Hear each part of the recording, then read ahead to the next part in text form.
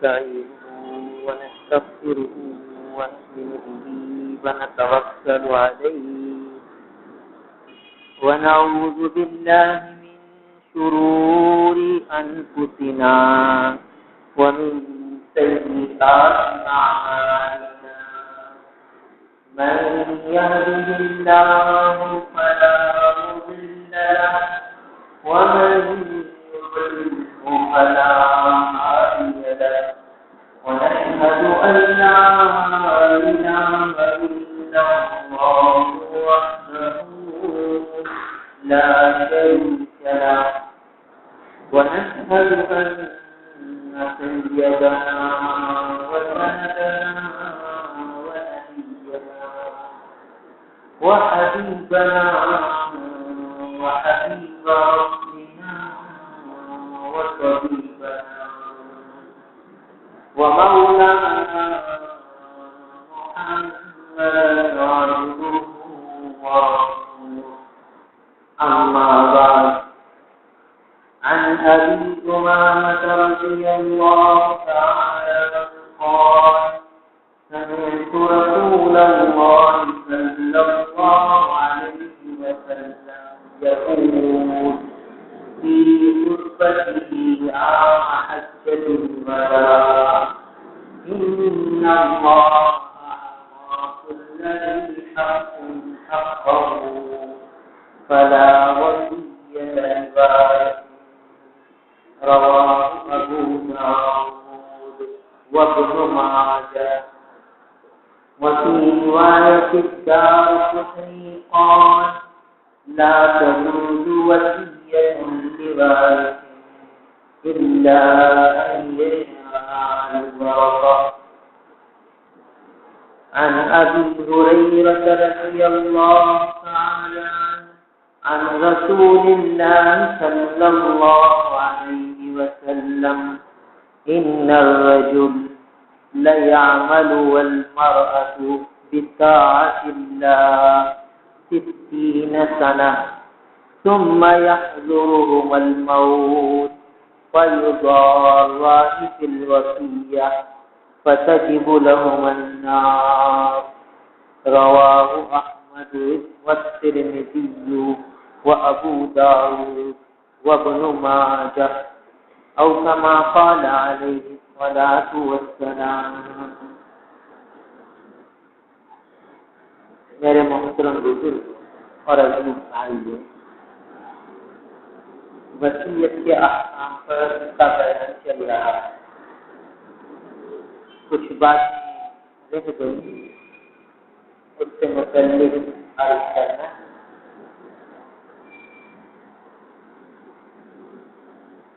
ہم سب کو یہ دنیا چھوڑ کر جانا چند دن کے لیے باہر، پھر یہاں سے کوچ کر کے جانا.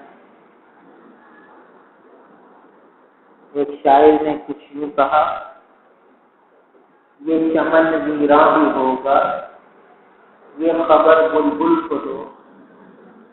یہ چمن ویراں بھی ہوگا، یہ خبر بلبل کو دو، تاکہ اپنی زندگی کو سوچ کر قربان کرے.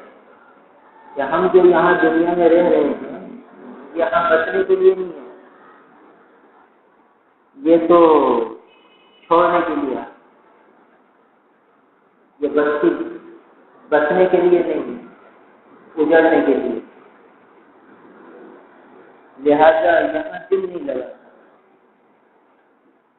تو شاید یوں کہتا ہے کہ یہ بلبل جو چمن میں دل لگا بیٹھا ہے، اس کو یہ بتا دو کہ یہ دل لگانے کے لیے نہیں، یہاں سے تو کوچ کر. ایک بزرگ فرماتے تھے کہ دارالعلوم دیوبند تہجد کے وقت ایک شخص یہ شعر پڑھا کرتا تھا، بڑے پرسوز انداز میں، اور لوگوں کو تہجد کے لیے جگایا جاتا ہے. اور فرماتے ہیں کہ اس کے اشعار کو سن کر لوگ جو ہے وہ تہجد کے لیے اٹھ جاتے تھے، اور ان کو یہ دنیا کی زندگی ایک مسافر خانہ محسوس ہوتی. تو وہ یوں شعر پڑھتا تھا کہ یہ چمن یوں ہی رہے گا اور سارے جانور، یہ چمن یوں ہی رہے گا اور سارے جانور اپنی اپنی بولیاں سب بول کر اڑ جائیں گے۔ سب جانور یہاں سے چلے جائیں گے، اپنی اپنی بولیاں بولیں گے اور ایک عرصے تک بولتے رہیں گے اور پھر یہاں سے چلے جائیں گے۔ تو وہ بزرگ فرماتے تھے کہ یہ چند الفاظ ہوتے تھے، بہت سادہ الفاظ، بظاہر سادے سے الفاظ ہیں، مگر اس میں عجیب ایک گہرائی ہے کہ یہ چمن یوں ہی رہے گا، یعنی دنیا کا نظام یوں چلتا رہے گا، دن آئے گا رات آئے گا، شور شرابہ ہلہ گلہ ہنگامہ یوں ہی رہے گا، یہ چمن یوں ہی رہے گا اور سارے جانور، ہم سب جانور ہیں یہاں زندگی گزارنے والے ہیں، اپنی اپنی بولیاں سب بول کر اڑ جائیں گے، اپنی اپنی بولیاں بول رہے ہیں، اپنا وقت گزار رہے ہیں، ایک دن آئے گا کہ یہاں سے چلے جائیں گے، مگر چمن نہیں رہے گا۔ دنیا کی زندگی کے شب و روز نہیں چلتے رہے، آدمی یہاں سے چلے جاتے رہے، لوگ آتے رہیں گے جاتے رہیں گے، آتے رہیں گے جاتے رہیں گے۔ خدا جانے یہ دنیا جلوہ گاہ ناز ہے کس کی، ہزاروں اٹھ گئے رونق وہی باقی ہے محفل کی۔ خدا جانے یہ دنیا جلوہ گاہ ناز ہے کس کی، ہزاروں اٹھ گئے رونق وہی باقی ہے محفل کی۔ کہ دیکھیے تو صحیح کہ ہزاروں لوگ چلے مگر رونق وہی ہے، وہی اللہ اللہ ہے، وہی شور شرابہ ہے، وہی بازاروں آباد ہیں، وہی رونقیں ہیں، یعنی لوگ آ نہیں جا رہے۔ نہ معلوم یہ دنیا کس کی جلوہ گاہ ہے ناز، کون یہاں آباد ہوگا ہمیشہ کے لیے، بس سبھی جانے کے لیے۔ تو جب ہم سب کو یہاں سے جانا ہے تو پھر ایسی تیاری کر کے جائیں کہ پھر جو اگلی منزل ہے وہاں پر سکون ہو، چین ہو، راحتیں ہوں، انعامات ہوں، آسانیاں ہوں، آسائشیں ہوں، سہولتیں ہوں، ایسی کوشش کر کے جانا۔ خدا کے حکم کے آگے کسی کی چل نہیں سکتی، خدا کے حکم کے آگے کسی کی چل نہیں سکتی، گھڑی وعدے کی آ پہنچی تو چل نہیں سکتی۔ جب وعدے کی گھڑی آ گئی اب چلے گی نہیں تو کچھ کرنا چاہو گے، وقت ہو گیا چلو گے چلو، تو گھڑی وعدے کی جب آ پہنچی تو چل نہیں سکتی۔ جو لمحہ ہمیں دنیا کو چھوڑ کے جانا ہے وہ آ گیا تو پھر جانا پڑے، پھر ایک لمحے بھی نہ آگے ہوگا نہ پیچھے ہوگا۔ لہٰذا یہاں کو مسافر خانہ سمجھنا ہے اور یہاں کو چھوڑنے کا، اس کو چھوڑنے کی زندگی سمجھنا ہے کہ یہ بچنے کے لیے نہیں ہے۔ لہٰذا جو احکامات ہمارے ذمے ہیں اسے پورا کرنا۔ تو ایک اہم ترین حکم وصیت کا ہے۔ ایک بزرگ فرمانے لگے کہ دیکھو بھائی، وصیت کے لیے ایک کاپی بنا لو پوری کی پوری، اس میں عنوان ڈالو کہ وصیت نامہ اور ضروری یادداشت، ایک کاپی بناؤ اور کاپی بنا کر اس کے عنوان پر سر وقت پر لکھو وصیت نامہ اور ضروری یادداشت۔ اب اس میں عنوانات لکھو، جیسے ایک کتاب ہوتی ہے تو اس میں عنوانات بنائے جاتے ہیں، تو اب اس میں عنوان لکھو۔ پہلا عنوان نمازوں سے متعلق وصیت، اور پھر چند صفحے چھوڑ دو، پھر چند صفحوں بعد لکھو روزے سے متعلق وصیت، پھر چند صفحے چھوڑ دو۔ اب جو نماز سے متعلق وصیت کا عنوان قائم کیا اس میں تفصیلات لکھو کہ میرے ذمے کتنی نمازیں قضا ہیں، کتنی میں ادا کر چکا ہوں، کتنی باقی ہیں۔ گویا یہ ایک چیپٹر ہو گیا، وصیت نامے کی کتاب کا ایک چیپٹر ہے، ایک باب ہے نماز سے متعلق۔ تو ایک عنوان یہ قائم کیا اور اس سے متعلق تفصیلات لکھی کہ میرے ذمے اتنے برسوں کی نماز قضا ہے اور میں نے یہ نمازیں قضا کرنی شروع کر دی، اتنی کر چکا ہوں، اتنی باقی ہیں، اور روز میرے دن میں کوشش کر کے اتنی نمازیں پڑھ رہا ہوں۔ تو اب یہ نماز کا چیپٹر ہے، اس سے متعلق وصیت لکھنی۔ اگلا چیپٹر روزے کی قضا سے متعلق، روزے سے متعلق وصیت۔ اب اس میں روزے لکھنے کے لیے میری زندگی میں اتنے روزے قضا ہوئے ہیں، اتنے میں قضا کر چکا ہوں اور اتنے میں کر رہا ہوں، اور اگر رہ جائیں تو اتنے روزوں جو رہ جائیں گے اس کی جو ہے میری طرف سے وصیت ہے کہ وہ اس کا فدیہ دے دیے جائیں. ایسے نمازوں کے نیچے لکھ دیا جائے کہ نمازیں میری جتنی رہ جائیں اتنا اس کا فدیہ دے دیے جائیں. اور تیسرا چیپٹر زندگی میں میری زکات سے متعلق وصیت. چند صفحے چھوڑ کر ایک اور عنوان قائم کریں، اس میں لکھیں کہ زکات سے متعلق وصیت. میرے دل میں اتنے برسوں کی زکات ہے جو میں ادا نہیں کر سکتا ہوں اور تھوڑی تھوڑی کر کے ادا کر رہا ہوں. اگر میں مر جاؤں تو میری اتنی زکات ہو جائے گی وہ ادا کر دیں. اب یہ زکات سے متعلق تفصیل ہے.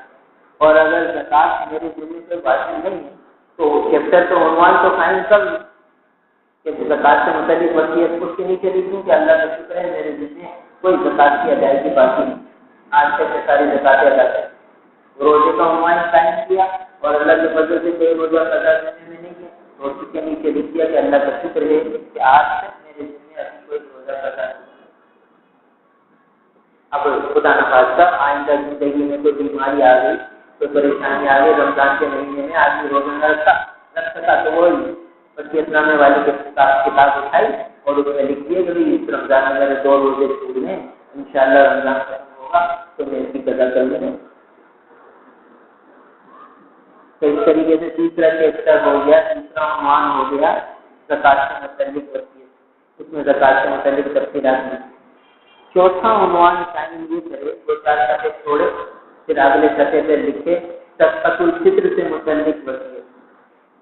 اگر کوئی پرانے باقی ہیں تو لکھے گئے اتنے سالوں کے میں دے نہ سکا وہ مجھے دینے ہیں، میرے بچوں کے اتنے صدقۃ الفطر باقی ہیں وہ بھی دینے ہیں، میرے دل میں جو صدقۃ الفطر تھے وہ بھی اتنے باقی ہیں اور دے چکے ہیں، کوئی باقی نہیں ہے تو اس کے نیچے لکھیں اللہ کا شکر ہے میرے دل میں کوئی صدقۃ الفطر باقی نہیں.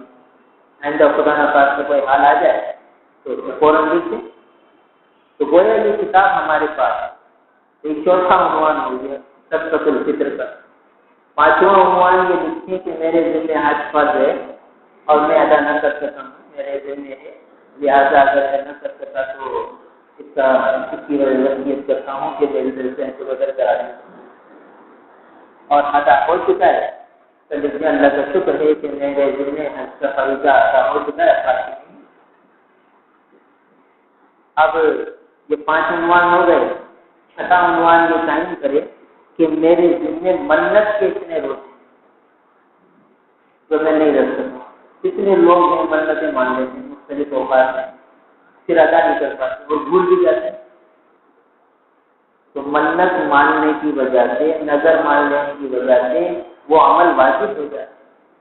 نماز کی منت مانی کہ بھائی بیمار کھلا بیمار درست صحیح ہو گیا، تندرست ہو گیا تو میں 4 رکعت نفل پڑھوں گا. جو منت مان لی تو یہ 4 رکعت نفل پڑھنا واجب ہو گیا. نہیں پڑھے گا تو پھر اس کا فدیہ دینا پڑے گا. اس کا بھی فدیہ ہے منت پوری نہ کرنے کا. اور منت مانی کہ میرا فلاں کام ہو گیا تو میں اس سے روزے رکھوں گا، پھر روزہ نہ رکھ سکا تو وہ اس عنوان کے تحت میں لکھ دے کہ میں نے اتنی فلاں فلاں اوقات میں منتیں مانی ہیں اور یہ منتیں میرے دل میں واجب ہیں، میں ادا نہیں کر سکتا. تو ان منتوں کا فدیہ دے دیا جائے اگر خدا نخواستہ میں مر جاؤ. اور جیسے جیسے منتوں ادا ہو گئی ہیں تو بات کریں گے کہ یہ منت میں پوری کر چکا، یہ منت میں پوری کر چکا. اور کوئی منت دل میں نہیں ہے تو عنوان قائم کر کے لکھنے کہ اللہ کا شکر ہے میرے دل میں کوئی نظر کوئی منت واجب نہیں. 7واں عنوان یہ قائم کریں کہ میرے دل میں قسم کے کفارے، اس کے کفارے ہیں جو میں ادا نہیں کر سکتا. کتنے لوگ ہیں جھوٹ کی قسم کھا جاتے اور قسم کھا لی اور بعض اوقات مذاق میں قسم کھا لیتے کہ بھائی خدا کسی نے قسم کھا لی کہ اللہ کی قسم میں تیرے گھر نہیں ہوگا. اب مذاق میں بھی قسم ہو جاتی ہے. کتنی عورتیں ہیں، کتنے لڑکیاں بچیاں ہیں بالغ ہو گئی ہیں، وہ آپس میں ایک دوسرے سے تھوڑی سی ناراضگی ہو گئی یا ویسے ہی مذاق بتا اللہ کی قسم میں تیرے گھر نہیں آؤں گی کہہ گئی، بس یہ جملہ کہا اور قسم بن گئی. اب اگر اس کے گھر جائے گی تو قسم ٹوٹ گئی تو کفارہ جائے. تو کتنے مسلمان ایسے ہیں جن کے دل میں کئی کئی قسموں کے کفارے باقی. تو قسم کا کفارہ کیا ہوتا ہے؟ قسم کا کفارہ 10 مسکینوں کو 2 وقت کا کھانا کھلانا ہے یا 10 صدقۃ الفطر دینا ہے. مثلا 70 روپے کا ایک صدقۃ الفطر ہو تو 700 روپے کی قسم دے. اب کسی کے 10 کفارے ہیں تو 7,000 روپے دینے ہوئے. تو اب وہ یہ عنوان قائم کرے کہ میرے دل میں قسم کے کفاروں سے متعلق وصیت. اب قسم کے کفاروں سے متعلق وصیت کا عنوان قائم کیا اور اس کے ذہن میں جتنی زندگی بھر کی قسمیں کھائی ہیں اور اس کے توڑ چکا ہے کفارے ادا نہیں کیے تو خدا نہ خاصہ میں مر جاؤں تو میری طرف سے ان کا کفارہ ادا کر دیا جائے. دیکھیے کتنا اہم عنوان ہے. تو وصیت نامے کی کاپی میں ایک عنوان یہ بھی قائم ہے کہ میرے دل میں قسم کے اتنے کفارے ہیں. اور اگر مال نہیں ہے تو روزہ رکھنا ہے قسم کے کفارے کے 3 روزے ہوتے ہیں. 3 روزے پہ کرتے رکھتے. اگر کوئی شخص نے قسم کھائی اور پھر قسم توڑ دی تو اس پر جو ہے یا تو صدقۃ الفطر کے برابر 10 صدقۃ الفطر ادا کرے اور اتنا مال نہیں ہے اس کے پاس تو پھر 3 روزے مسلسل رکھے. اب 10 قسم توڑی ہے تو 30 روزے ہو گئے. تو وصیت نامے میں یہ عنوان قائم کرے کہ میرے دل میں اتنی قسمیں ہیں جو میں توڑ چکا ہوں. تو اب سوچے زندگی میں کتنی قسمیں کھائی ہوں گی, کس موقع پر قسمیں کھائی ہوں گی اور جو ہے اس کا کفارہ کب ادا کیا ہے نہیں کیا تو ادا کرنے کی کوشش کرے. نہیں کر سکا ہے تو فوراً لکھ دے وصیت نامے میں کہ اتنے قدم کے کفارے بات ہے جو ادا کر سکے. اور 8واں عنوان یہ قائم کرے کہ میرے دل میں سجدہ تلاوت کتنے باقی. سجدہ تلاوت کے متعلق وصیت ایک 8واں عنوان ہوگی کہ سجدہ تلاوت کے متعلق وصیت اس کے ذہن میں لکھ دے کہ میرے دل میں اتنے سجدہ تلاوت باقی ہیں میں ادا کر رہا ہوں. اور جب ہو جائیں گے تو نیچے لکھ دے کہ اللہ کا شکر ہے سارے سجدہ تلاوت میرے ادا ہو. نہیں تو پھر یہ وصیت کرے کہ میرے جتنے سجدہ تلاوت باقی رہ جائے اس کا فدیہ دیں گے. ایک سجدہ تلاوت کا فدیہ 70 روپے ہے جو ہے 2 یعنی 70 فطر کے برابر. تو ایک عنوان سجدہ تلاوت کی وصیت کے بیان میں اور ایک عنوان یہ قائم کرے کہ میرے ذمہ میں فلاں لوگوں کا قرضہ ہے جو مجھے ادا کرنا. یہ مستقل ایک عنوان ہے اور بہت اہم ترین عنوان, خصوصاً جو لوگ قرضہ لیتے رہتے ہیں. فلاں اور اس میں ساری تفصیل لکھنی پڑے گی. فلاں نے فلاں سے فلاں موقع پر اس سے پیسے دیے, فلاں نے فلاں سے فلاں موقع پر 5 روپے دیے, 10 روپے دیے. آدمی 5-10 روپے کو تو اہمیت دیتے ہی تیار ہے دینا, 2010 روپے دینا اور بھول گیا اور یاد ہی نہیں. قیامت میں حساب دینا پڑے گا کہ بھائی وہ 10 روپے کو پہلے پڑ گئے. تو 5 روپے 10 روپے یہ بھی آدمی گنتے اور جب ادا کرتے تو فوراً اس سے لکھتے وہ ادا کرتی. تو یہ چھوٹی باتوں پر آدمی کی نگاہ نہیں ہوتی مگر آخرت میں اس کا معاملہ بڑا سخت ہوتا ہے. بعض اوقات چھوٹی چیز کی بڑی پکڑ ہو جاتی ہے. ایک بزرگ نے کرائے کے مکان میں رہنے لگے تو پہلے زمانے میں مٹی کے گھر ہوتے تھے. کیا کیا کہ پہلے جو خط آدمی لکھتا تھا تو کاغذ اور دوات سیاہی ہوتی تھی اور لکڑی کے قلم ہوتے تھے.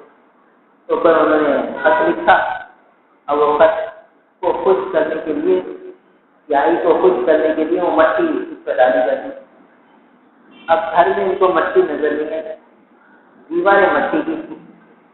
تو انہوں نے سوچا کہ چلو یہ قلم سے اس دیوار کو کھرچ لوں اور اس کی مٹی جو ہے وہ اس پہ ڈال دوں تاکہ یہ خشک ہو جائے. تو خیال آیا کہ ارے یہ تو کام مناسب نہیں, گھر کرائے کا ہے, میں گھر کا مالک تو نہیں, میں اس گھر میں یہ تصرف کیسے کروں کہ اس کی مٹی وہ دیوار میں لگی ہوئی اس کو کھرچ لوں اور اس کو اپنے ذاتی استعمال میں لے آؤں مالک کی اجازت کے بغیر. یہ تو مناسب نہیں ہے. یہ خیال آیا کہ کیونکہ اللہ والے تھے, اللہ کے نیک بندے جو ہوتے ہیں اللہ تعالیٰ ان کو بات لکھا فرماتا رہنمائی فرماتی ہے۔ جب آدمی شریعت کے کام میں آگے بڑھتا ہے، شریعت پر چلنے کی کوشش کرتا ہے تو اللہ تعالیٰ راہ میں سکھاتے ہیں، اب یوں کر لو، اب یوں کر لو، اب ایسا کر لو، خود اللہ تعالیٰ رہنمائی فرماتے ہیں اور بندے کو آسانیاں ہونے لگتی ہیں۔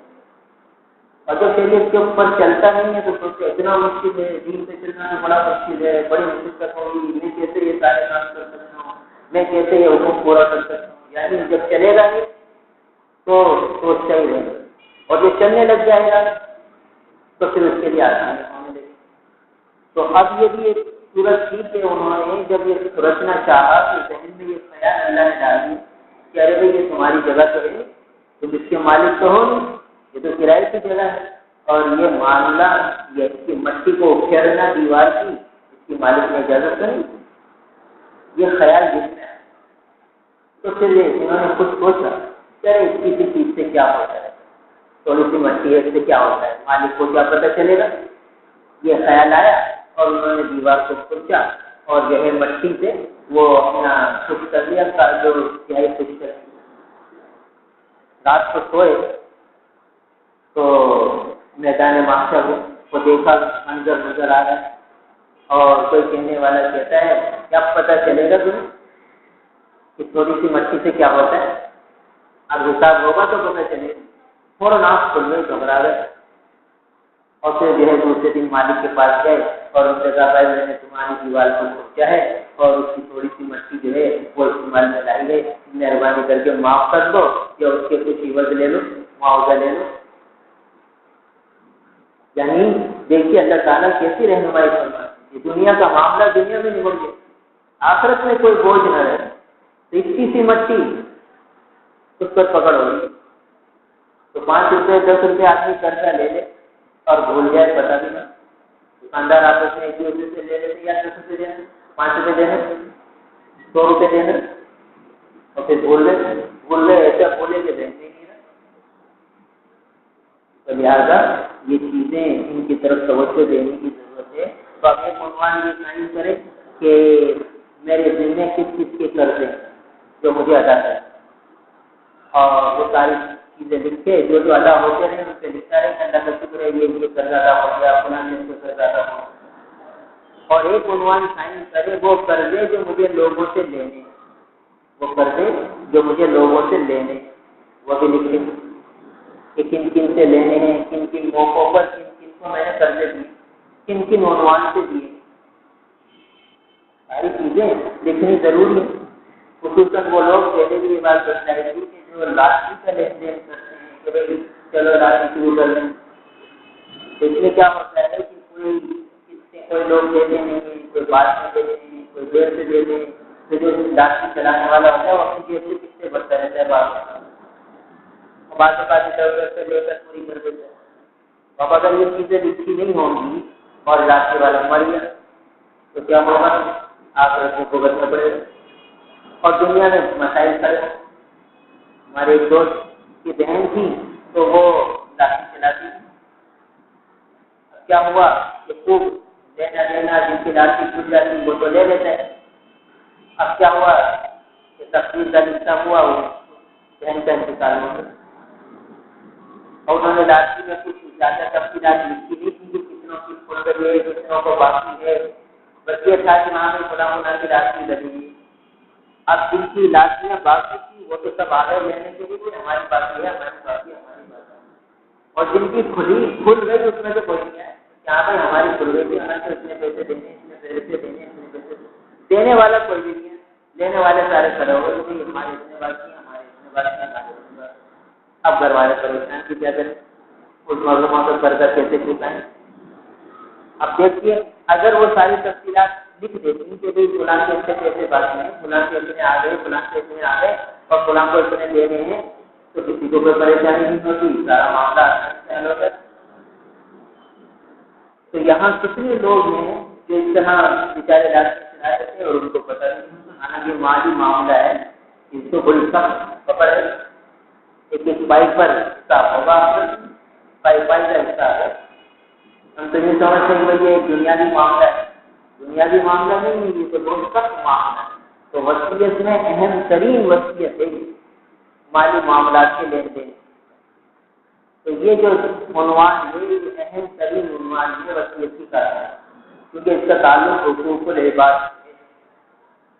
اور علماء نے لکھا ہے کہ حقوق العباد سے متعلق جو قرضے وغیرہ کی وصیت کہ بھائی میرے قرضے ادا کر دیں، وہ تو مرحوم کے کل مال میں سے ادا کیا۔ اور جو یہ ہے کہ بھائی میری نمازوں کا فدیہ دے دینا، روزے کا فدیہ دے دینا، جو حقوق اللہ سے متعلق وصیت ہے وہ 1/3 مال میں سے ادا ہو۔ مثلا ایک آدمی ہے، وہ 3 لاکھ روپے چھوڑ کے مرا ہے، اور اس نے یہ وصیت کی ہے کہ بھائی میرے اوپر لوگوں کے قرضے ہیں جو مجھے دینے ہیں، اور تقریباً 2.5 لاکھ روپے کے قرضے ہیں جو مجھے دینے ہیں، تو 2.5 لاکھ کا قرضہ اس کا ادا کیا جائے، باقی 50,000 روپے بچیں گے جو وارثوں میں تک، یعنی 2.5 لاکھ روپے اس سے دے دیے جائیں کہ 2.5 لاکھ قرضہ ہے اور اس نے وصیت کی ہے کہ قرضے کی ادائیگی ہے، اور قرضہ تو اگر وصیت نہیں کرے پھر بھی دینے۔ اور دوسرا شخص کے بھی 3 لاکھ روپے، اور اس نے وصیت کی ہے کہ میرے ذمہ نمازیں ہیں اس کا فدیہ دے دینا، میرے ذمہ جو ہے زکوٰۃ ہیں اس کو دے دینا، میرے ذمہ سے چاہے صدقۃ الفطر ہیں وہ دے دینا، رمضان کے روزے قضا ہیں وہ دے دینا، وہ بھی سارے 2.5 لاکھ روپے کی بن جاتی ہیں وصیت، وہ بھی ساری 2.5 لاکھ کی بنتی ہے اگر حساب لگاؤ۔ تو شریعت کہتی ہے نہیں، اس کی یہ وصیت 1 لاکھ میں پوری کرو، 1 لاکھ میں جتنی ادا ہو سکیں ہو جائیں، باقی 2 لاکھ روپے وہ رکھنا سکتی ہیں۔ دیکھیے، تو ایک وصیت حقوق العباد سے متعلق تھی کہ جو لوگوں کے قرضے سے تھی وہ 2.5 لاکھ کی ہے تو 2.5 لاکھ میں دیں گے، 2.5 لاکھ پورے دیں گے، 3 لاکھ کی ہوگی تو 3 لاکھ پورے قرضے میں دے دیے جائیں گے، وارثوں کو 1 نہیں ملے گی۔ مگر جو حقوق اللہ سے متعلق وصیت ہے وہ 1/3 میں جاری ہے، 1/3 میں اس کو نافذ کیا جائے، باقی اور بھی ہے تو وہ وصیت اگر وارث کہیں کہ ہاں ٹھیک ہے کر دو ورنہ تو وہ نافذ نہیں ہے۔ تو 2.5 لاکھ روپے کی اس کی نمازیں وغیرہ کے فدیہ بن رہا ہے، مگر وہ 1 لاکھ میں جاری ہوگی، 2 لاکھ وارث میں اور قرضہ ہے تو 2.5 لاکھ کا ہے، 3 لاکھ کا ہے، سارے کا سارا قرضہ کو اس میں دے دیا جائے گا مان، کیونکہ قرضہ جو ہے وہ وصیت سے مقرر ہے۔ تو اتنا اہم معاملہ ہے قرضے کا لین دین۔ تو اگر بیوی کا مہر ادا نہیں کیا تو لکھ دے کہ میں نے بیوی کا مہر ادا نہیں کیا، تو یہ قرضے کی جو فہرست بنائے گا کہ بھائی قرضے سے قرضہ ادا کرنے سے متعلق وصیت، اور دوسرا عنوان قائم کرے گا قرضہ وصول کرنے سے متعلق وصیت۔ بیوی یہ لکھے گی کہ میں نے اپنے شوہر سے مہر وصول نہیں کیا، وہ وصول کر لیے جائے، میں نے اپنی بہن کو 2,000 روپے قرضہ کیا ہے وہ لے لیا جائے، غلام کو میں نے اتنے پیسے دے رکھے ہیں اس سے لے لیا جائے، یہ وصیت عورت لکھے۔ اور مرد یہ لکھے کہ میں نے بیوی کا مہر ادا نہیں کیا، میرے مال سے پہلے اس کو دیا جائے، اور جو ہے اگر نہیں کرے گا وصیت پر بھی دینا ہے، اور جو اگر کسی سے قرضہ لے رکھا ہے، بیوی سے کوئی اور پیسے لے رکھے ہیں، اس کا زیور استعمال میں لے لیا تو لکھے کس عنوان کے تحت ہے کہ میں نے بیوی سے اپنا زیور لیا تھا قرضے میں اور اس کو ادا کرنا ہے، اتنا زیور تھا اس کا جو میں نے لے لیا ہے اور اس کو ادا کرنا ہے۔ تو اس عنوان کے تحت یہ اہم ترین عنوان ہے اس وصیت کی کاپی کا، وصیت نامے کی جو کاپی بن رہی ہے اس کاپی کا اہم ترین عنوان قرضے سے متعلق ادائیگی اور قرضے سے قرضے کی وصولیات۔ تو اب یہ قرضے کے لین دین کے بعد جو ہے اگلا عنوان جو قائم کرے وہ یہ ہوگا کہ خصوصی قسم کی وصیتیں اور نصیحتیں اپنے وارثوں کو، جس میں یہ پچھلے ہفتے جو تفصیل سے باتیں آپ کی تھیں کہ جو خرافات ہوتی ہیں، جو شریعت کے خلاف کام ہوتے ہیں، مرنے کے بعد اس کی وصیت کرے کہ یہ ساری چیزیں میرے مرنے پر۔ ایک اہم ترین بات یہ ہے کہ عام طور پر شریعت کا حکم یہ ہے کہ جس جگہ آدمی کی جس شہر میں موت آ جائے اسے وہیں دفن کیا جائے، وہ دوسرے شہر میں جہاں یہ رہتا ہے وہاں نہ لے کے جائے، شریعت کا حکم ہے۔ دیکھیے احد کے میدان میں کیا ہوا کہ 70 کے قریب صحابہ شہید میدان احد میں، تو بعض صحابہ نے اپنے شہداء کو یہ چاہا کہ ہم انہیں بقیع میں لے جائیں، جنت البقیع مدینہ منورہ کا مبارک ترین قبرستان جو مسجد نبوی کے بالکل سامنے ہے، اور اس کی بڑی فضائل ہے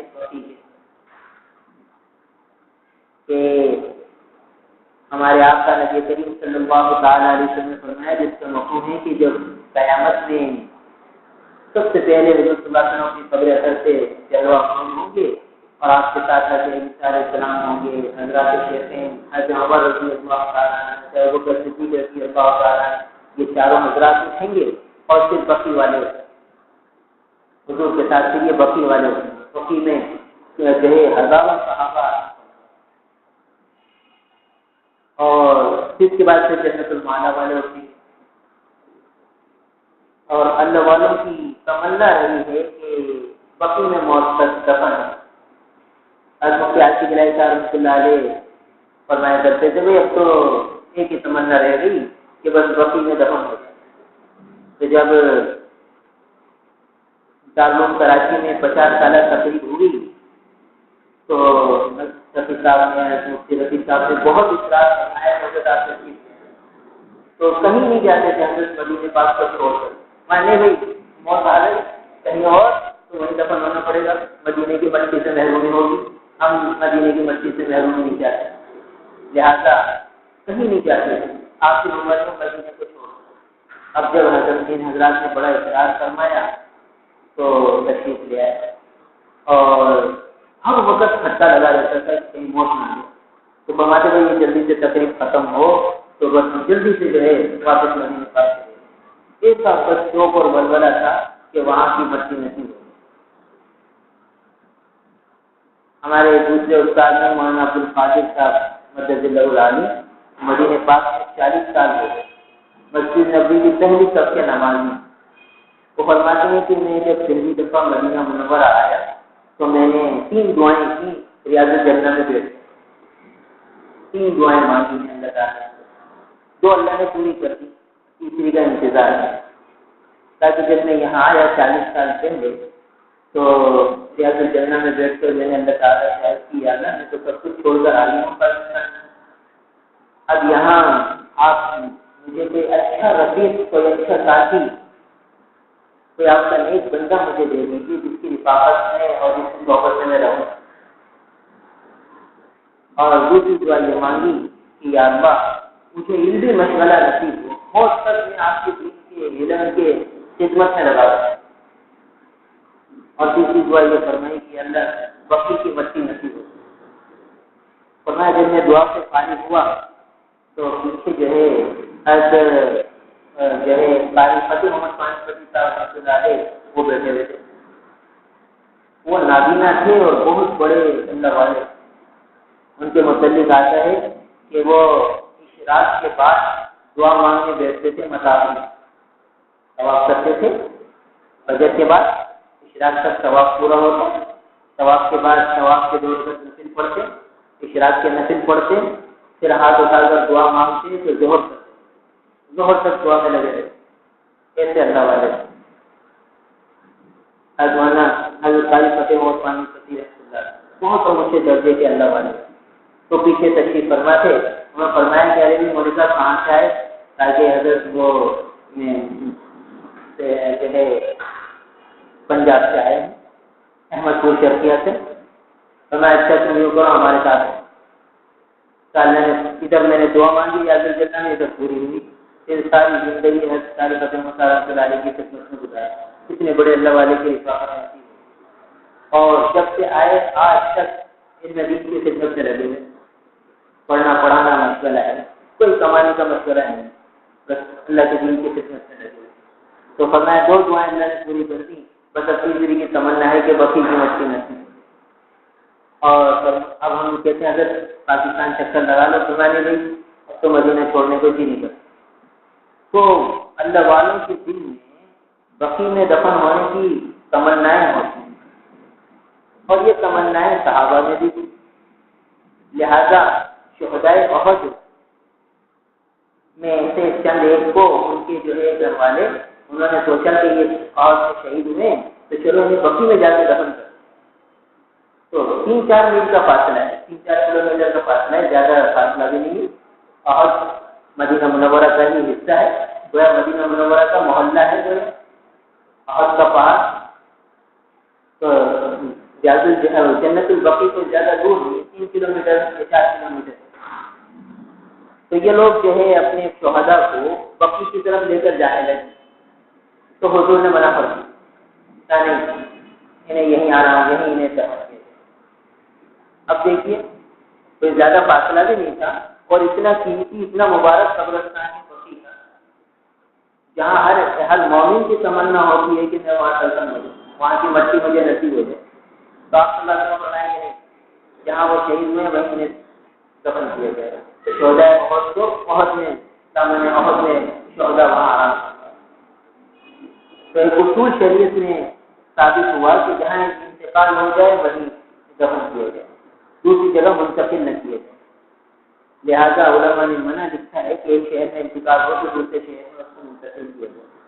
اب مثلا ہمارے یہاں تو ایسا رواج ہے کہ کراچی لے لیں بیمار کو، اگر وہاں انتقال ہوا تو ہمارے تصور میں بھی نہیں آ سکتا کہ ہم کراچی میں دفن کریں، یعنی حاشیہ خیال میں بھی یہ بات نہیں آتی کہ کراچی میں کیسے دفن کریں۔ تب تو یہی بھائی حضور کا تو فرمان یہ نہیں، شریعت کا حکم تو یہ کہ جہاں انتقال ہو جائے وہاں دفن کر دیجیے۔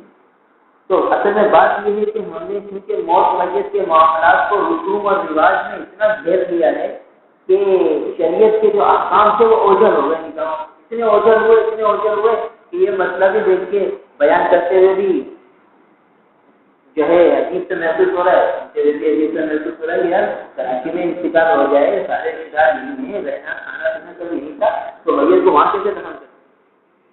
یہ تو سکھ ہے بھائی، شریعت کا حکم صحیح۔ ہم نے پچھلے دفعہ سنایا تھا ڈاکٹر حمید اللہ صاحب رحمۃ اللہ علیہ کا کہ ان کی اہلیہ کا انتقال رات کو ہوا اور رات میں تدفین ہو گئی، کسی کو پتہ بھی نہیں چلا۔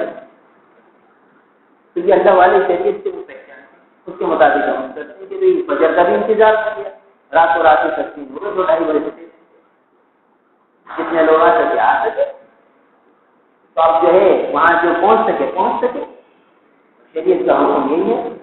اور یہ بھی بتایا کہ یہ جو ہے یعنی شامیانے لگانا، یہ چیزیں لگانا، یہ سب شریعت میں تو ہے نہیں، تو ہم نے ایک بنا رکھا ہے۔ اس لیے ہم یہ سمجھتے ہیں کہ کراچی میں انتقال ہوگا تو کراچی میں کیسے دفن کریں، وہاں تو کوئی ہے ہی نہیں ان کا، کچھ نہیں، تو سارے ثواب کر بھی نہیں سکتا ہے، دعا یہاں سے بھی مرحوم کے لیے کی جا سکتی ہے۔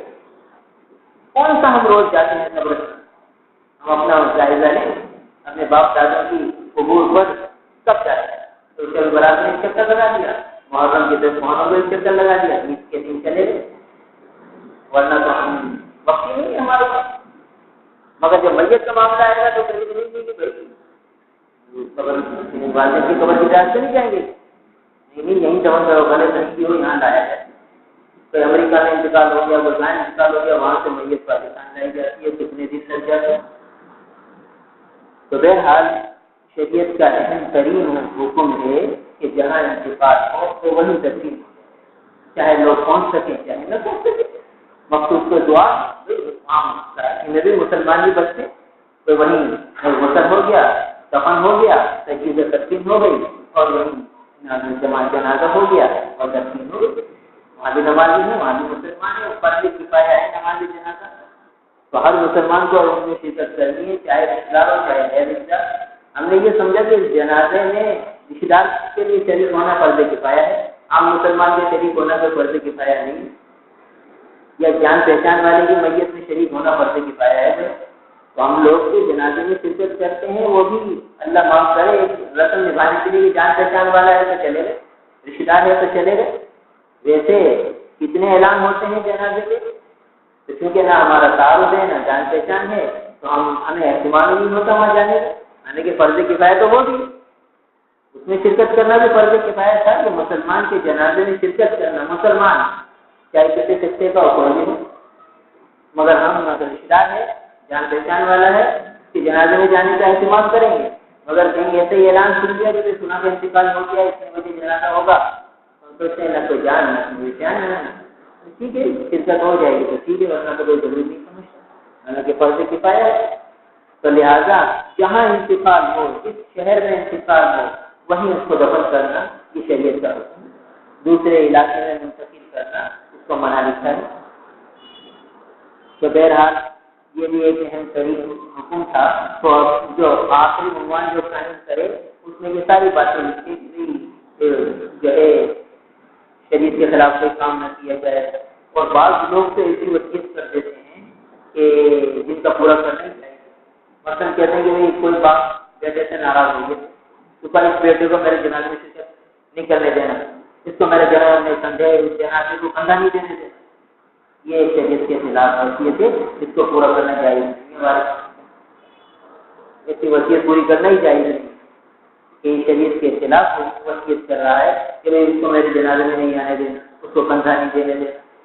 بھائی ٹھیک ہے، اس نے ستایا کچھ بھی کیا اس کا فیصلہ، مگر ایسی وصیت کر کے کچھ گناہگار ہو کے دنیا سے جا رہا ہے تو ایک تو خود گناہگار ہوا، اور اگر وارث اس کی وصیت کو پورا کریں گے وہ بھی گناہگار ہو جائیں گے۔ اور حال یہ ہے کہ وہ دوسرے بیٹے ماں یا باپ کی محبت میں نہیں، ماں کی وصیت ہے یا باپ کی وصیت ہے، ہم اس کو شرکت نہیں کرنے دیں گے، وہ آئے گا تو دھکے کے دیں گے اور جو ہے مار دھار تک نوبت پہنچ جائے گی کہ نہیں ہم باپ کی وصیت کو پورا کریں گے۔ نہیں، وہ وصیت پوری کرنا ہی جائز نہیں، ایسی وصیت کو اول سے ایسی وصیت کرنا ہی جائز نہیں۔ اگر کسی نے کر دی تو وہ محروم بھی گناہ گار ہے، اور اگر اس وصیت کو پورا کیا گیا تو وصیت پورا کرنے والے بھی گناہ گار۔ کوئی یہ وصیت کر جائے کہ بھائی میری قبر کو میں گنبد بنا دینا، تو یہ وصیت پوری کرنا بھی جائز نہیں۔ کوئی یہ وصیت کر جائے کہ بھائی میری میت پر کوئی حافظ صاحب مقرر کر دینا، وہ آپ کا روز قرآن پڑھے اور اس کو مہینے کا تنخواہ دے دینا۔ دیکھیے بجائے کتنی پیاری وصیت ہے، ماشاء اللہ اس کی قبر سے قرآن پڑھے گا، رحمت نازل ہوگی، قرآن پڑھنے پر رحمتیں برستی، مگر یہ وصیت بھی پوری کرنا چاہیے۔ نہیں، قرآن پڑھنے کی وصیت کی ہے تو بھائی یہ جو حافظ صاحب کو مقرر کریں گے وہ اجرت لیں گے، اور قرآن پڑھنے کی اجرت لینا جیسے کہ تو اس حافظ صاحب کو بھی ثواب نہ ملا، تو جب پڑھنے والے کو ثواب نہ ملا تو سارے ثواب کیا کرے گا؟ ہاں، خود یہ وصیت کرے کہ میرے مرحوم، میرے وارث اور جو ہے مجھ سے تعلق رکھنے والے روز پورے اخلاق میں دفعہ پڑھ کر مجھے اشارے ثواب ہے، روزانہ مجھے کی ایک تصویر پڑھ کر مجھے اشارے ثواب کرتے ہیں، یہ تو صحیح ہے۔ اگر یہ کسی کو اجرت سے طے کر دینا، ایسی وصیت پوری کرنے سے۔ اور کوئی یہ وصیت کر دے کہ میری جنازہ فلاں بزرگ سے پڑھوانا یا مجھے فلاں بزرگ کے برابر میں دفن کرنا یا فلاں قبرستان میں دفن کرنا، تو یہ وصیت جائز تو ہے، مگر اس کو پورا کرنا لازم نہیں ہے، وارثوں پر لازم نہیں ہے، ضروری نہیں ہے، اس لیے کہ نہ والوں کو بزرگ ملے نہ ملے جن کے لیے وصیت کی یا ان کو آنے میں مشقت ہو جائے، تکلیف ہو جائے، اور جن بزرگ کے برابر میں وصیت کی تھی وہاں کو جگہ ہی نہ ہو۔ اب یہ کہنے نہیں کچھ بھی ہو، کسی کی قبر جو ہے خراب ہو تو ہم سے یہاں دفن کریں گے کہ مرحوم نے وصیت کی، تو یہ بھی صحیح ہے۔ تو اگر سہولت سے ممکن ہو ٹھیک ہے، ورنہ یہ بھی وصیت پوری کرنا پھر لازمی ضروری نہیں ہو جائے گا، ٹھیک ہے، نہیں تو کوئی ضرورت نہیں۔ تو بہرحال یہ ہے کہ وصیت یوں کر دے کہ بھائی عام مسلمانوں کے قبرستان میں دفن کر دے، عام مسلمانوں کے قبرستان میں دفن کر دے، اس کا فائدہ یہ ہوگا عام مسلمانوں کے قبرستان میں دفن ہونے کا کہ وہاں جو بھی آئے گا اور یہ اشارے ثواب کرے گا کہ اللہ جو میں نے پڑھا ہے تمام میرے قبور کو پہنچا دیجیے، اس کے ثواب ملتا ہے۔ سب کے اندر یہ بھی آتا ہے تو جو وہاں سے اللہ کا بندہ گزرے۔ بعض روایت میں آتا ہے کہ بعض طالب علم جو علوم نبوت سے سیکھنے والے ہیں، جب وہ کسی قبرستان سے گزر جائے تو اللہ تعالیٰ 40 دن تک وہاں سے عذاب قبر کو اٹھائے، یعنی اس قبرستان سے اللہ کا ایک بندہ گزر گیا تو 40 دن گزر گیا تو 40 دن تک، تو بعض روایت میں 40 سال تک عذاب ہو جائے، تو اتنے دنوں تک عذاب قبر ہو گیا، صرف ایک اللہ والے کے وہاں سے گزر گئے۔ تو اگر عام مسلمانوں کے قبرستان میں آدمی دفن ہوگا تو یہ سارے فائدے ملتے ہیں، نہ معلوم کیسے کیسے اللہ والے وہاں آتے ہوں گے، دعائیں کرتے ہوں گے، تو سب کا نظر کیونکہ جو آتا ہے یہ حق ہے۔ علماء نے لکھا ہے کہ جب کوئی اپنے کسی مرحوم کی قبر پر جائے تو جو اس قبرستان میں جتنے لوگ ہیں ان کو بھی اشارے ثواب ہے، کیونکہ ان کے اس مرحوم کے پڑوسیوں کا بھی حق ہے۔ تو جب مرحوم کے لیے اشارے ثواب کرے تو کچھ پڑھ کر تمام اہل قبور کو بھی اشارے ثواب کرے کہ اللہ اس قبرستان میں جتنے اہل قبور ہیں ان سب کو اس کا ثواب ہے۔ تو یہ وصیت کر جائے کہ عام مسلمانوں کے قبرستان میں مجھے رکھ. تو بہرحال وصیت کے اندر یہ 10-12 عنوان، تو یہ 10-12 عنوان قائم کر کے یہ ایک اپنی کاپی بنا دے اور کوئی محفوظ جگہ رکھ دے اور گھر والوں کو بتا دے کہ کبھی خدا نخواستہ میرا انتقال ہو جائے تو یہ اس کے مطابق عمل کرے. ابھی کچھ عرصے پہلے کراچی کے بزرگ تھے مفتی عامر کا، نوجوان تھے بالکل، تو کار کے حادثے میں شہید ہوئے. تو ان کی وصیت کی پرچی نکلی تو عجیب باتیں لکھی تھی. لکھا کہ میرے جیب میں جو پیسے ہیں ان کا میں مالک نہیں، اس لیے کہ وہ پیسے جو ہے وہ میرے ابا نے مجھے دیے ہیں تو میں اسے اپنی ملکیت نہیں سمجھتا، میں ابا کی ملکیت سمجھتا ہوں اور ان کی طرف سے میں استعمال کا اپنے آپ کو حقدار سمجھتا ہوں اور اس پیسوں کا میں مالک نہیں سمجھتا اپنے آپ کو. لہٰذا میرا انتقال ہو جائے تو میری جیب کے پیسے میرے ابا کو دیے جائیں کہ انہیں کے میرے نہیں. دیکھیے یعنی جیب کے اندر جو رقم ہے اس سے متعلق تفصیلات لکھی کہ بھائی یہ میری نہیں ہے اور بھائی میری جیب میں فلاں ملک کے اعتبار سے بھی پیسے رکھے رہتے ہیں، لوگ مجھے زکات دے جاتے ہیں، صدقات دے جاتے ہیں، تو جو ہے وہ فلاں جیب میں جو ہے وہ پیسے میرے فلاں ملک کے ہیں وہ اس ملک میں خرچ کیے. تو یہ ساری تفصیلات کی جیب کے اندر جو چیز ہے اس کی بھی وضاحت کرتی کہ وہ کس کی ہے کس کی نہیں. تو آپ کو وہ انہوں نے لکھی بھی تھی تو پتہ چلے، اور اگر نہ لکھتے تو پھر وہ سب اس کو کرتا سمجھا جاتا کہ یہ مرحوم کا کرتا ہے اس کو اس طرح تقسیم کر. تو بہرحال یہ ساری تفصیلات ہیں وصیت سے متعلق. یہ جو حدیث آئی کہ عام طور پر لوگ وارثوں کے حق میں بھی وصیت کر جاتے ہیں، لوگوں کو یہ پتہ نہیں کہ وصیت کس کے لیے کرنی ہے کس کے لیے نہیں کرنی. حالانکہ جو وارث ہیں بیٹا بیٹی بیوی ماں یہ سب وارث، بیٹا بیٹی نہیں ہے تو بھائی بہن وارث ہے. تب کیا ہے وارث کے حق میں وصیت نہیں کر سکتا. عام طور پر ماں کیا کرتی ہے میری یہ چوڑیاں بیٹے کو دے دینا اور میری یہ جو ہے فلاں چیز فلاں بڑی بیٹی کو دے دینا، فلاں بیٹے کو دے دینا، یہ فلاں بیٹے کو دے دینا. تو یہ وصیت جائز ہے کیونکہ وارث کو تو شریعت نے دیا ہے تو یہ وصیت جائز نہیں ہے.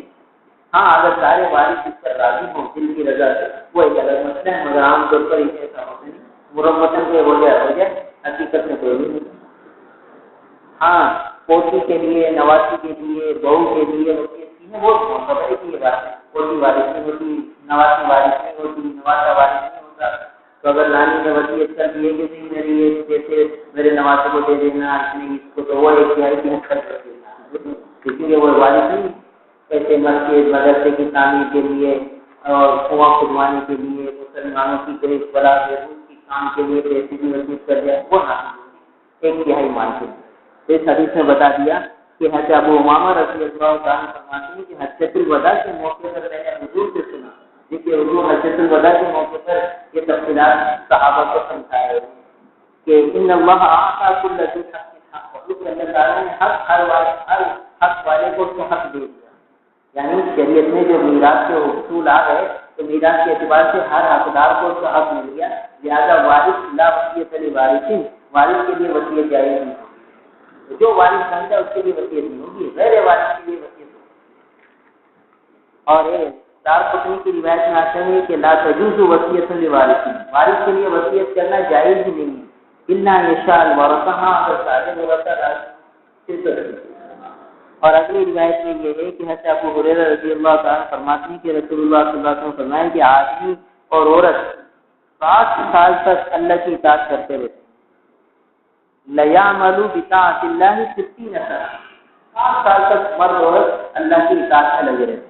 ثم يحضرهم الموت، پھر جب موت کا وقت قریب آتا ہے تو فیضاعان فی الوصیۃ، تو یہ وصیت ایسی کر جاتے ہیں جس میں وارثوں کو نقصان دے جاتا ہے. تو وارثوں کو نقصان پہنچانے کی نیت سے وصیت کر دینے سے فتجب لهم النار، کہتے ہیں آگ ان کے لیے لازم، جہنم خرید کے چل جائے. 60 سال عبادت کی، اللہ کو راضی کیا، جاتے جاتے کوئی گناہ کی وصیت کر گئے، کوئی نافرمانی کی وصیت کر گئے تو بس جہنم ٹھکانا ہوتی. اتنا سخت معاملہ ہے، اس لیے یہ وصیت کی ساری تفصیلات کو سمجھنا اس طرح عمل کرنا ضروری ہے. اللہ تعالیٰ ہم سب الحمد لله رب العالمين والعاقبة للمتقين والصلاة والسلام على رسوله محمد وآله وأصحابه أجمعين.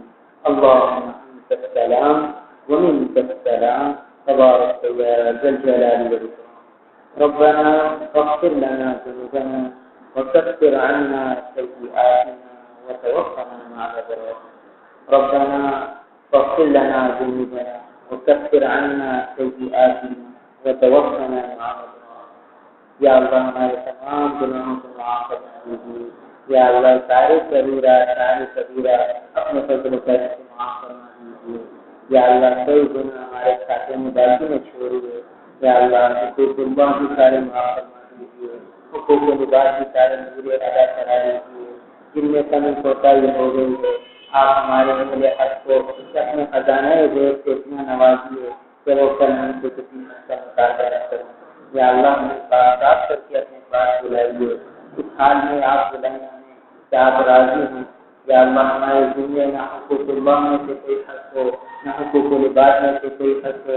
ہمیں پاک کر کے اپنے پاس بلائیے. احکامات شریعت کی پوری پابندی کرنے کی توفیق عطا فرمائیے. شریعت کے ہر حکم کو زندہ کرنے کی توفیق عطا فرمائیے. یا اللہ قدم قدم پر گفتگو کرنا دیجیے. تربیت کرنا دیجیے. اصلاح فرما دیجیے. یا جو آپ نے نعمتیں عطا فرمائی تھی ان میں برکتیں عطا فرمائیے. ان کا شکر کرنے کی توفیق عطا فرمائیے. ان میں فراوانی عطا فرمائیے. یا اللہ جیب کی نعمت بجلی کی نعمت پانی کی نعمت آپ نے کتنی عطا فرمائی ہے. یا اللہ اس کا شکر کی توفیق عطا فرمائیے. ان نعمتوں میں یا اللہ فراوانی عطا فرمائیے. برکتیں عطا فرمائیے. یا اللہ ہمارے گناہوں کی وجہ سے ہماری نالائکیوں کی وجہ سے ہماری نافرمانیوں کی وجہ سے ہم سے یہ نعمتیں نہ چھینیے. جن میں قلت نہ ہونے دیجیے. اپنے خزانے غیب سے نواز دیجیے. یا اللہ کرم فرما دیجیے. فضل فرما دیجیے. ہر قسم کی خیریں ہمارا مقدر فرما دیجیے. ہر قسم کی نادہانیوں سے بچا لیجیے. بلاؤں سے بچا لیجیے. آفات سے بچا لیجیے. یا اللہ تمام بیماروں کو شفا دے دیجیے. تمام پریشان حالوں کی پریشانیاں دور کروا دیجیے. یا اللہ کے سردے میں گرفتار ہیں ان کے سردے غیب سے ادا کرا دیجیے. ان کے لیے آسانیاں اور سہولتیں پیدا کروا دیجیے. جن بچوں کے رشتے نہیں ہوئے یا اللہ غیب سے ان کے لیے بہتر نگاہ والے رشتے ادا فرما دیجیے. اے اللہ ہر قسم کی خیر ہمارا مقدر فرما دیجیے. ہر قسم کے شر سے ہماری حفاظت فرمائیے. اللهم انا نسألك من خير ما سألك منه نبيك محمد صلى الله عليه وسلم ونعوذ بك من شر ما استعاذك منه نبيك محمد صلى الله عليه وسلم. أنت المستعان وعليك البلاء ولا حول ولا قوة إلا بالله. وصلى الله تعالى على خير خلقه محمد وآله وأصحابه أجمعين. آمين برحمتك يا